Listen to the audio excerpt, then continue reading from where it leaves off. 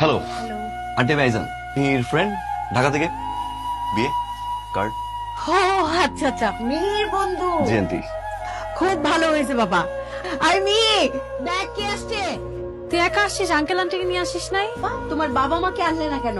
তুই একটা অসামাজিকের মতো একা একা চলে আসলি। অসামাজিকের কি হলো আন্টি? দেখেন, আব্বু হচ্ছে দেশের বাইরে আর আম্মু একটু ঢাকা থেকে বের হয় না আন্টি, মানে বাসায় থাকতে ভালোবাসে। তুই নিজেই তো একটা অসামাজিক। হ্যাঁ, বন্ধুকে বাইরে দাঁড় করা করে কথা বলতেছিস। বাবা ভিতরে আসো তো, চা নাস্তার ব্যবস্থা কর। আসছিস কেন এখানে? এই লোকটার মতো আমার বিয়ে খাইতে চলে আসছিস তুই? লজ্জা করে না তোর? তুই আমার কার্ড দিলি, আসার জন্য রিকোয়েস্ট করলি, তো আমি আসবো না তো কি আসবে? ওই ওই, তোর কি কার্ড আমি আসার জন্য দিছি? এই বিয়ে বাড়িতে যে ছেলের জন্য আসে এটা কিন্তু আমি ভালো করে জানি। কিসের জন্য? মেয়ে পটানোর জন্য। এই কাজ কিন্তু ভুলও করবেন না। না ঘুমা এখানে দাঁড়ায় আছো। মশা প্রচুর। টাকা শুন। তুমি অনেকদিন পরে তুমি শুনলাম।